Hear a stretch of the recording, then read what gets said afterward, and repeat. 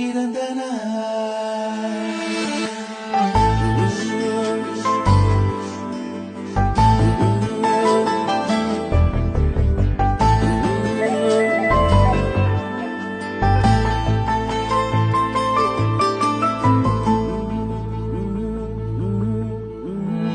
உலக பூக்களின் வாசம் உனக்கு சிறை பிடிப்பேன். உலர்ந்த மேகத்தை கொண்டு நிலவின் கரை துடைப்பேன்.